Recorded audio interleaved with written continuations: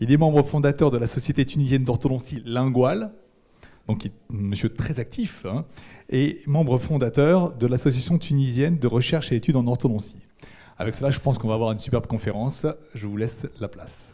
Merci beaucoup. Je vais faire la conférence en anglais, comme ça, parce que je l'ai déjà préparée en anglais, donc, mais j'ai vu que ce matin, tout a été fait presque en français, donc je vais un peu déroger à la règle. Donc, primo, je suis heureux d'être là et de partager avec vous, et je voudrais remercier Charlie pour l'invitation et l'Orthopartner Team pour l'organisation. C'est un magnifique congrès et le choix de l'endroit est sublime. Alors, first of all, my topic today is about vertical dimension, which I consider as the key of our treatment success. And if we control it very well, I think that we can push the limit of our conventional treatment and treat borderline case without surgery. So the challenge today that I'm going to share with you, how to get maximum control in the anterior teeth.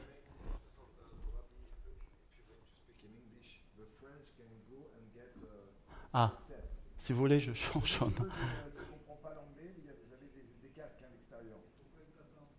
Vous voulez que ce soit fait? Bah, je vais le faire en français, il n'y a pas. Ce sera d'accord. C'est pas grave, mais ça va prendre un peu plus de temps peut-être.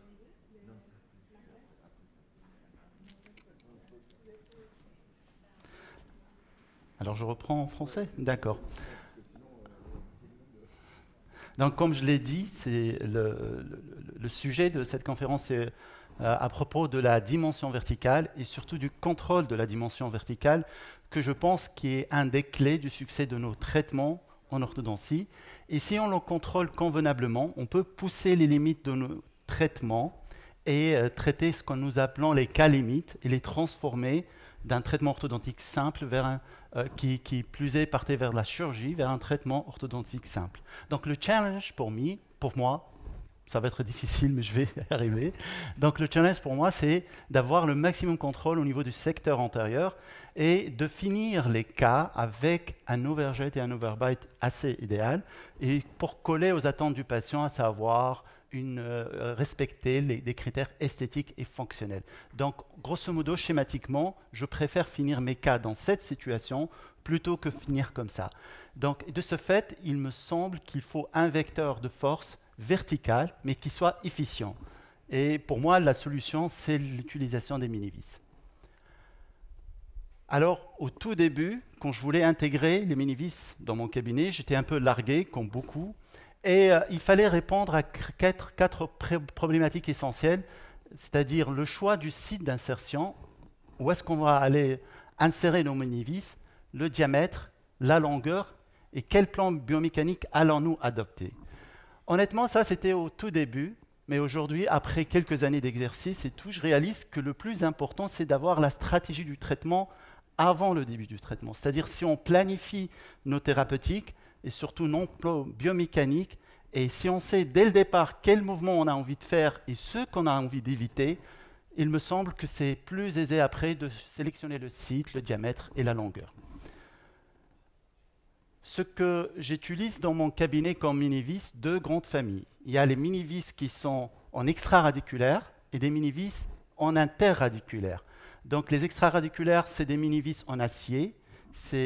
Généralement, ils ont un diamètre de 2 mm, une longueur de 12, 14, et dans certains cas, j'utilise même des 17 mm.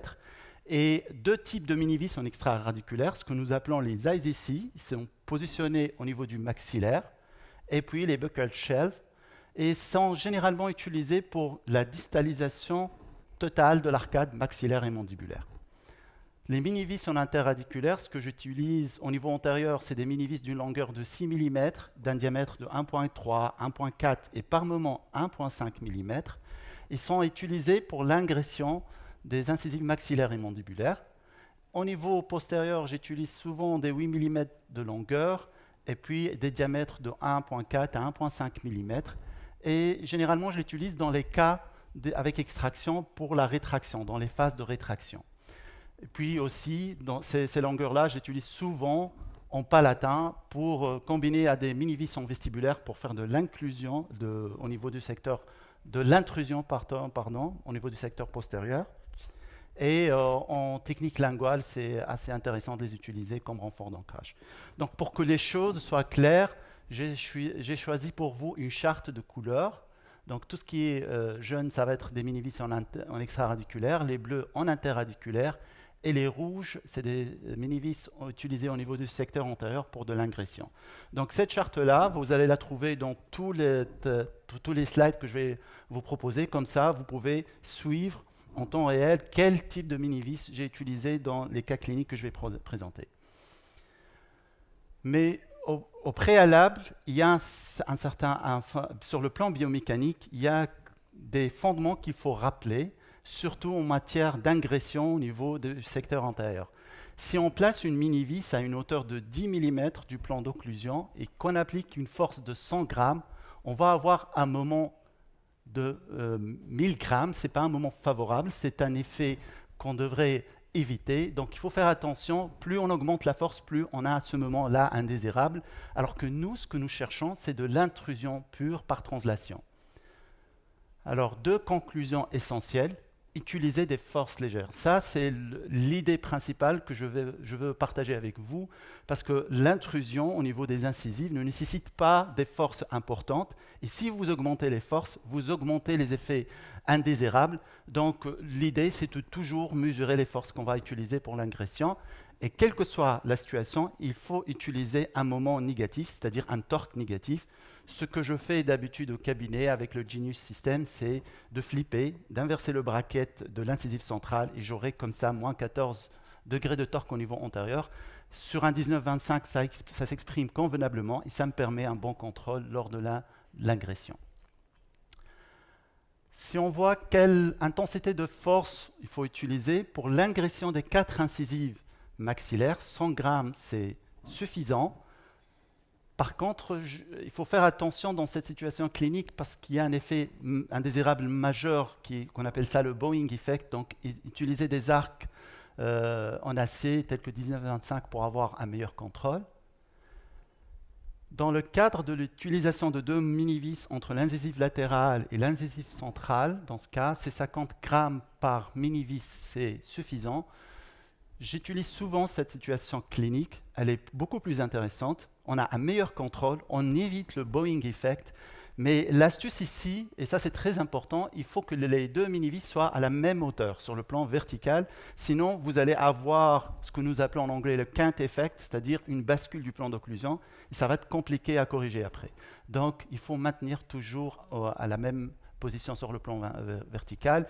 Il y a aussi d'autres situations cliniques qui sont intéressantes quand on positionne les mini-vis entre latérales et canines. Et là, on est plus proche du centre de résistance, donc moins de moments défavorables. Donc, on va commencer tout de suite avec les cas cliniques. C'est un premier cas clinique avec extraction. C'était au moment où j'utilisais encore des braquettes conventionnelles à cette époque-là. Et le challenge dans ce cas-là, c'est le contrôle vertical du plan d'occlusion.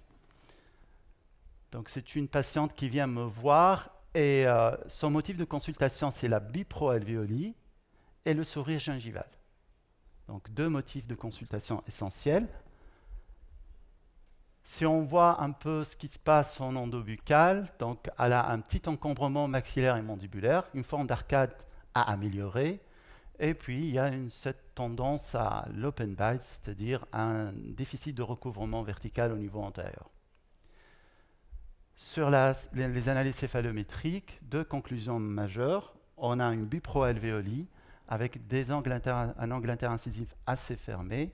Et sur le plan vertical, elle est hyper divergente, donc il faut faire attention et prendre en compte sa dimension verticale lors de la thérapeutique. Alors mon plan de traitement, c'était l'extraction des 4 premières prémolaires. Et à cette époque, je ne réfléchissais qu'ancrage, comment j'allais renforcer mon ancrage pour satisfaire la demande de la patiente. Ma décision portait sur l'utilisation de 2 mini-vis en interradiculaire entre 5 et 6. Et c'est mon plan biomécanique à ce moment-là, pensant qu'il fallait avoir une rétraction assez importante. Et je voulais que la rétraction se fasse en translation, donc en se rapprochant beaucoup plus du centre de résistance avec un long crochet et je commençais ma mécanique dans ce sens-là. C'est assez intéressant en termes de contrôle d'ancrage, mais sur le plan vertical, il n'y a aucun contrôle parce que ça ne satisfait pas le besoin de la patiente, à savoir plus d'ingression au niveau antérieur pour corriger le sourire gingival. Donc, j'ai décidé alors de rajouter 2 autres mini-vis au niveau antérieur pour apporter ce vecteur vertical. Et ça donne sur le plan biomécanique un schéma assez intéressant puisque nous avons ces 2 mini-vis au niveau antérieur vont éviter un mouvement parasite tant décrit en orthodontie, ce qu'on appelle le rabbiting effect. Et du coup, je continue ma mécanique de translation en revenant à des arcs 17-25, comme ça, pour optimiser ma mécanique de glissement.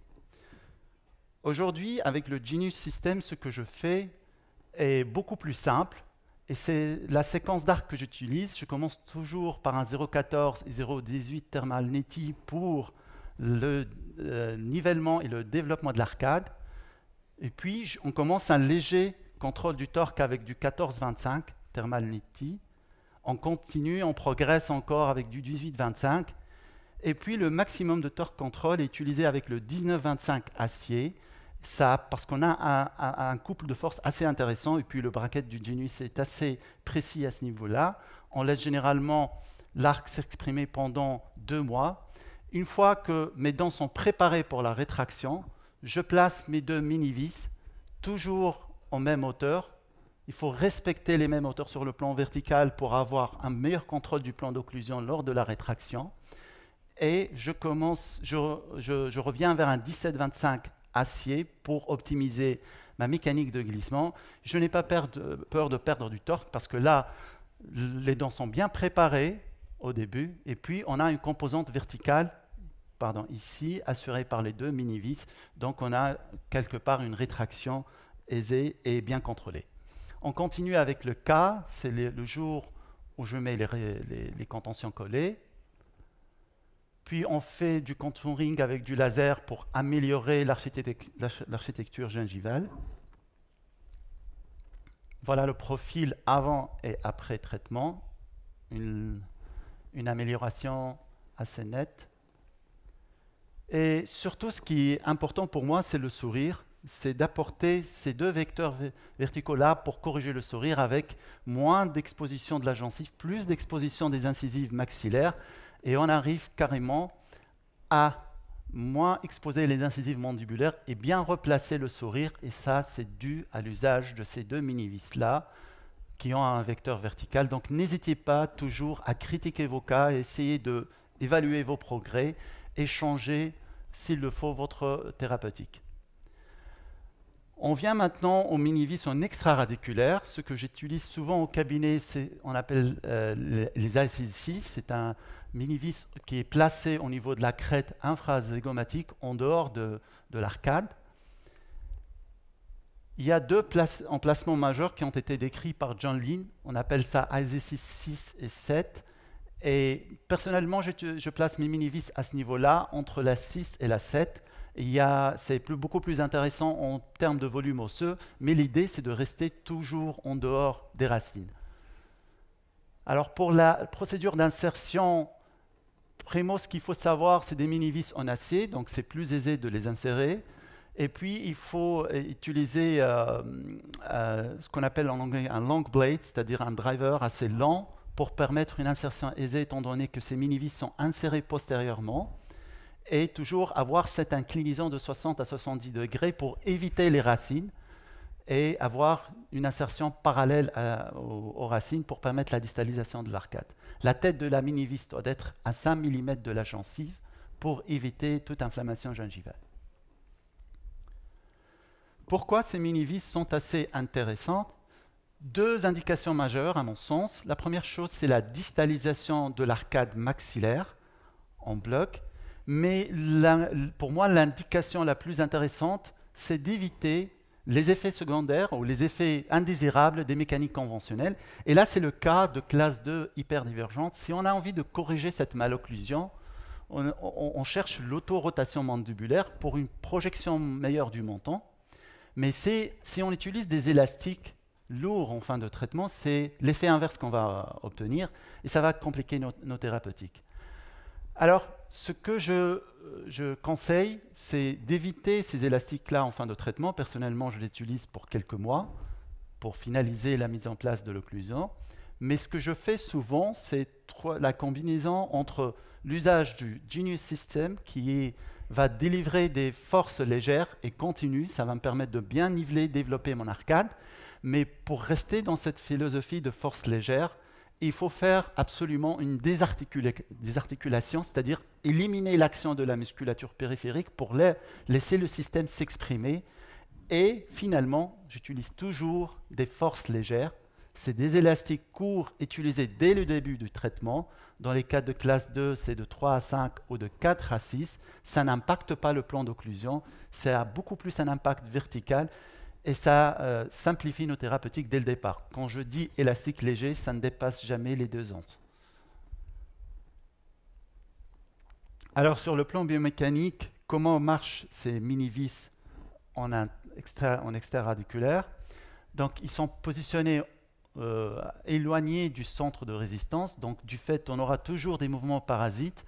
Et le nerf de la guerre, si j'ose dire, c'est d'avoir le maximum de torque contrôle au niveau antérieur.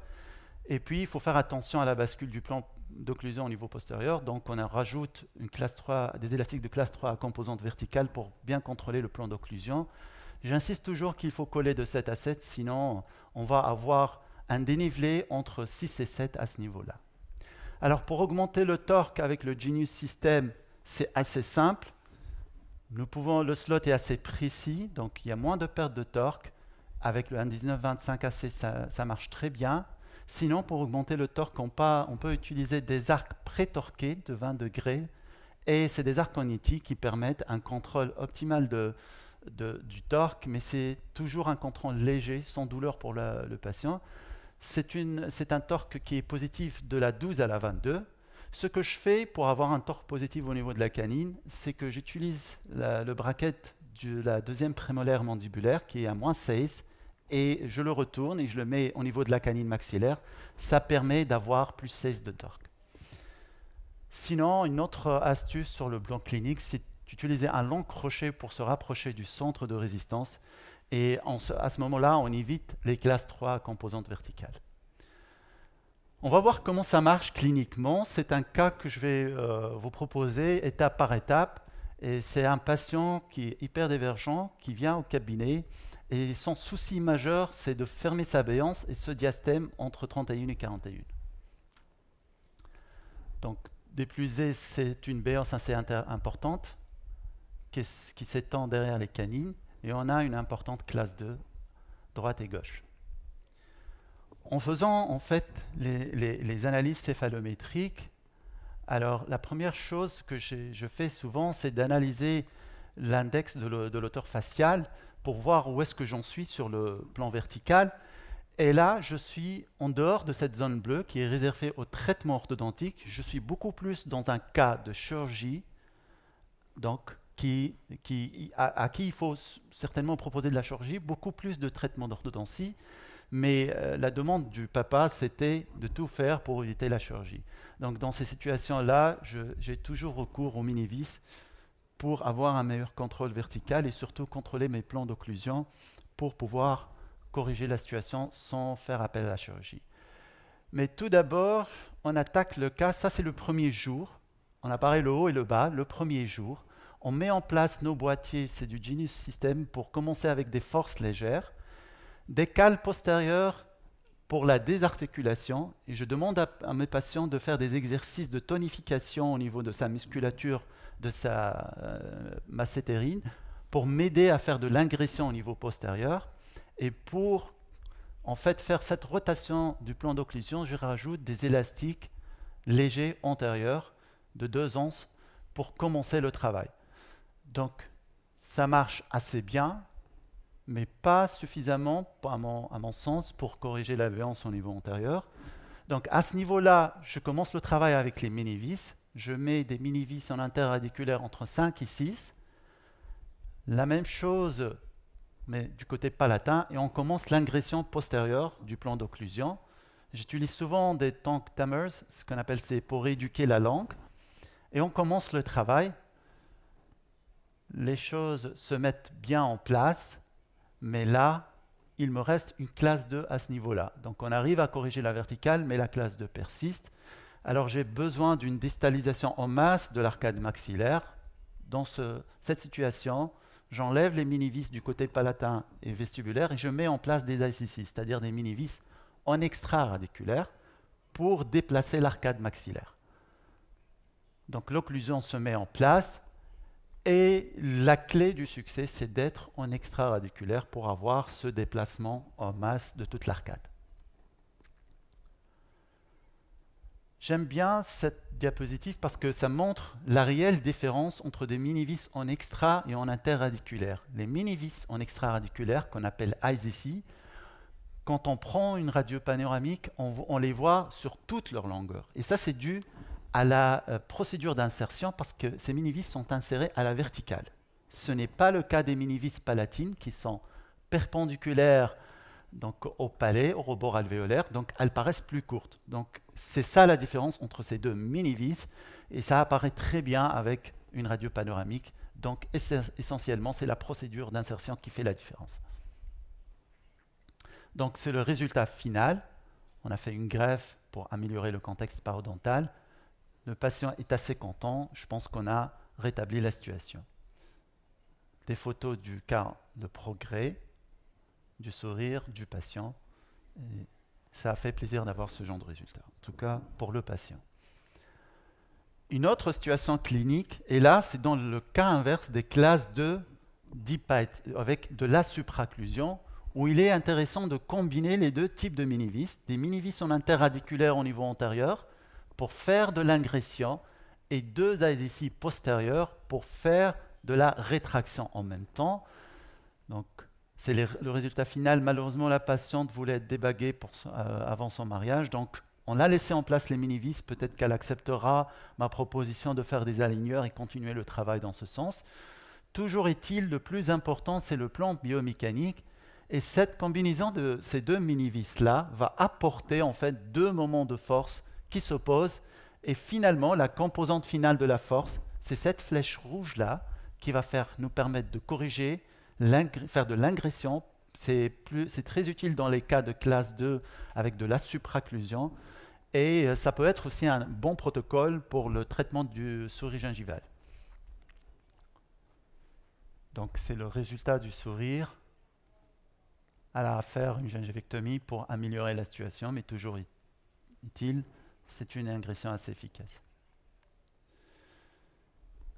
Ce qu'il faut retenir, c'est l'ingression, c'est un mouvement qui n'est pas quelque part entre guillemets physiologique. C'est un mouvement forcé. Donc ne le faites pas avec des forces excessives. Il faut rester toujours dans un concept des forces légères. C'est pour cela que j'aime utiliser le Genius parce que ça me délivre ces forces-là dont j'ai besoin. Mais il faut toujours apporter ce vecteur vertical. La meilleure solution pour moi sur le plan biomécanique qui est stable, c'est d'avoir deux mini-vis et toujours 50 grammes. En mesurant nos forces, on contrôle très bien notre ingression qui est un mouvement lent dans le temps. Donc il faut prendre son temps pour le faire. N'importe quelle situation clinique qu'on va utiliser, il faut toujours un contre-mouvement. C'est plus simple avec le Genius System, c'est-à-dire en planifiant nos torques dès le départ et en inversant le bracket, on arrive à avoir ce torque négatif. Mais toujours, il faut faire attention sur les dents qui sont traitées, qui ont eu un traitement endodontique, parce que une ingression assez importante, non contrôlée, peut provoquer des résorptions radiculaires. Donc, il faut toujours faire attention par rapport à ça. Ce que je partage avec vous, c'est ma façon où j'ai changé complètement et radicalement ma façon de traiter. Auparavant, je travaillais beaucoup plus avec des braquettes conventionnelles, aujourd'hui exclusivement avec du Genius System, parce que je veux faire une orthodontie efficiente. Et pour moi, ça passe par l'utilisation d'une technologie assez fiable. Et je fais appel au Genius System parce que ça m'offre des forces légères et ça me permet un meilleur développement de l'arcade. Et pour cela, comme je vous ai expliqué, je combine cela avec une désarticulation par l'usage des cales et des élastiques légers. Et j'ai un bon contrôle du torque. C'est un contrôle simple et aisé qui est progressif. Ça me permet aussi, en combinant cela avec des mini-vis, d'avoir un bon contrôle de la dimension verticale.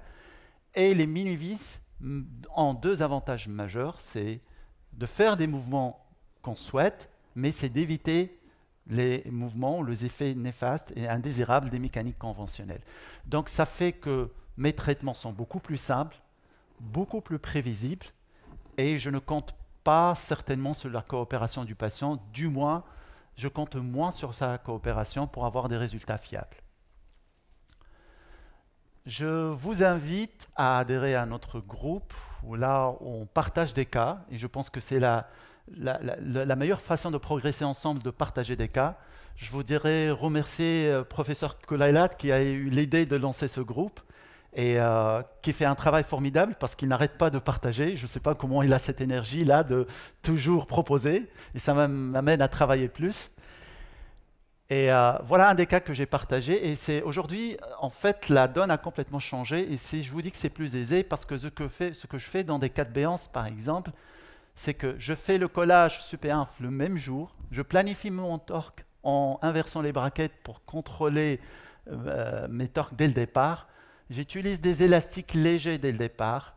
J'utilise des cales dès le départ. Tout ça, c'est le premier jour pour gagner du temps et aller vite dans mon traitement. Et regardez la progression. Ça, c'est le premier rendez-vous 12 semaines après. C'est un patient qui est assez coopératif. Je continue le progrès et là, je suis sur du 14-25. Je commence à mettre en place mes eyes ici, c'est-à-dire pour avoir un meilleur contrôle vertical et mettre mes élastiques sur la mini-vis plutôt que sur la molaire. Et je contrôle mon plan d'occlusion. Et je continue le progrès. Ça, c'est le troisième rendez-vous. Donc la donne qui a changé, c'est qu'aujourd'hui, je travaille en termes de rendez-vous et tout est planifié dès le départ et ça permet une pratique assez aisée et simple à mon sens. Et donc, ce que j'aime dans ce système, c'est qu'on peut faire la même chose mais avec des boucles. Vous connaissez très bien la technique Miao.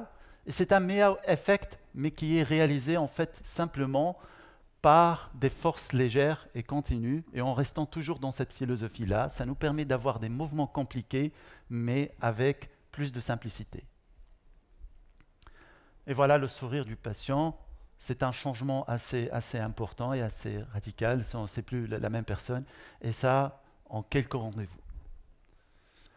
Je finis par remercier, parce qu'au Genius, il n'y a pas qu'un seul génie, il y a plusieurs génies. Je remercie l'orthopartenaire tunisien, notre ami Mehdi, que je considère comme un génie aussi, parce qu'il nous aide beaucoup, honnêtement. C'est un type sympa.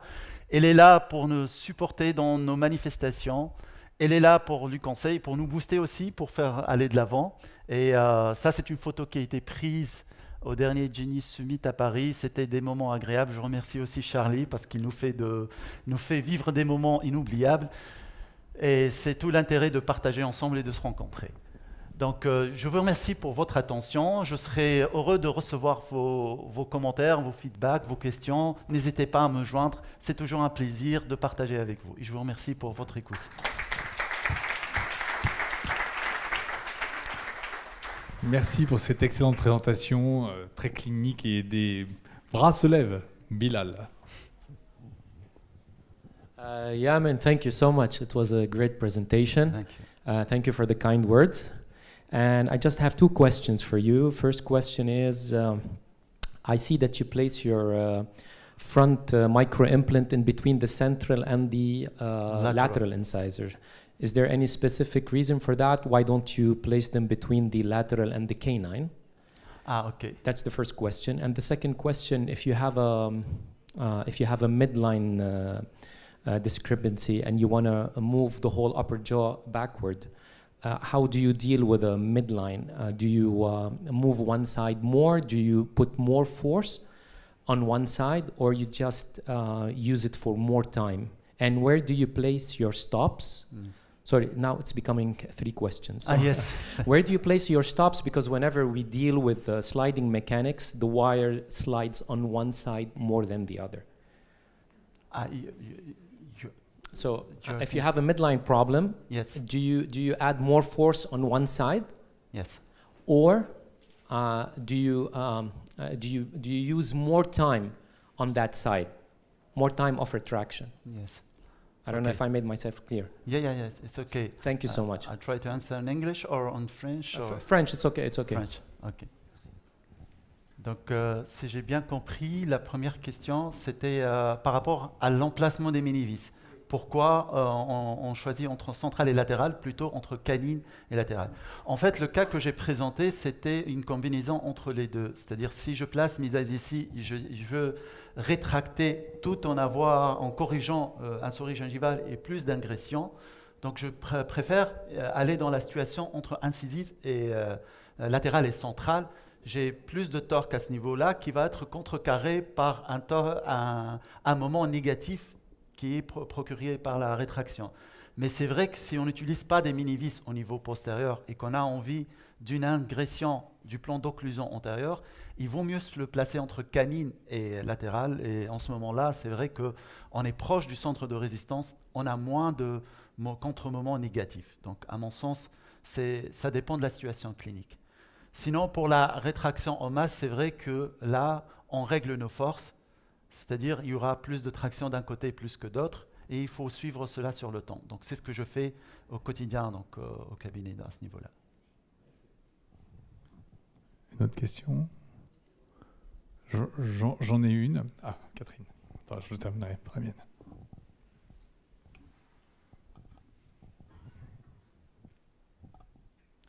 Oui, je voulais savoir, je pense que vous posez vous-même vos vis. Ouais.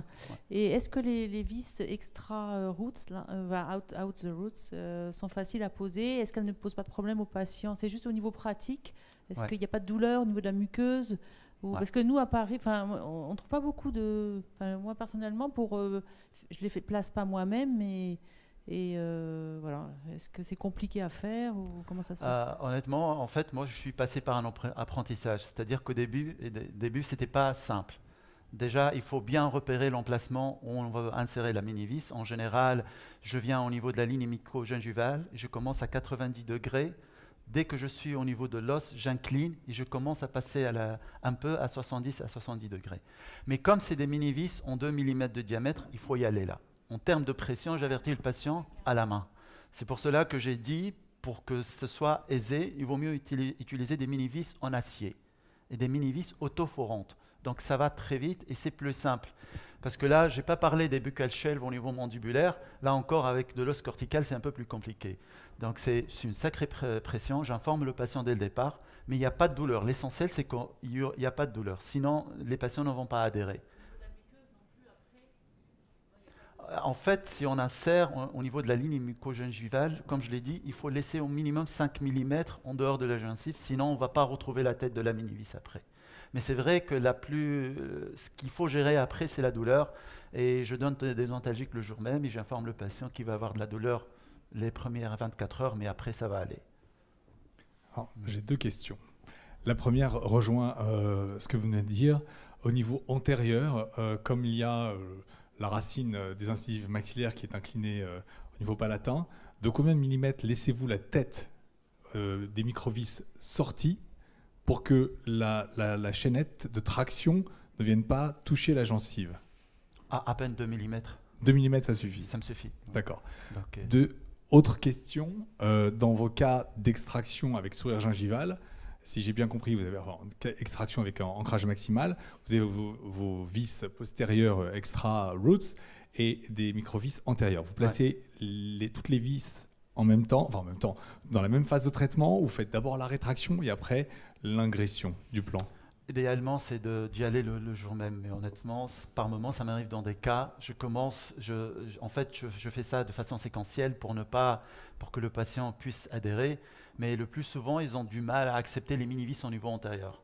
Donc, on passe du temps à leur expliquer que c'est pour leur bien-être et pour avoir des résultats meilleurs.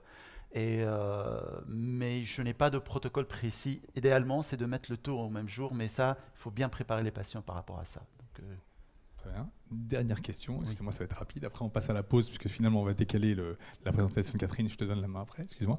Je continue. Est-ce que dans ton expérience, est-ce que tu dirais que ce protocole présente la même stabilité qu'un traitement avec chirurgie dans les cas de béance, par exemple? Alors là, il faut que je vois ça sur plusieurs années pour voir. Mais après, je ne pense pas que même la chirurgie, c'est garanti. Non, il y a des récidives aussi avec les chirurgies. Il y a des récidives aussi sur la chirurgie.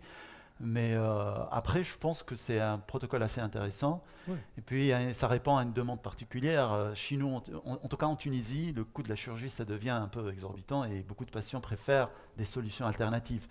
Après, sur le long terme, bon, il y a des études qui disent que c'est assez fiable, bon, sur 5 ans. Mais après, je ne sais pas beaucoup plus. Honnêtement, je n'ai pas une réponse précise par rapport à ça. Merci de cette réponse. Et je crois qu'il y a une dernière question de la part de ce jeune homme. Merci. Quand vous faites votre mécanique de rétraction, est-ce que vous ligaturez de canine à canine pour éviter... Alors, sur les cas avec extraction, Voilà. non, pas besoin. Parce Ouais. que, en général, maintenant, ce que je fais, c'est la rétraction des 6 dents antérieures. De Voilà. canine à canine, je rétracte et je mets mes crochets entre centrale et canine. Donc, pas besoin de ligaturer. Entre latéral et canine, exactement. Ok. Merci. Merci beaucoup. Je crois. Merci. Merci, c'était une excellente présentation. Merci et merci beaucoup. pour toutes les réponses.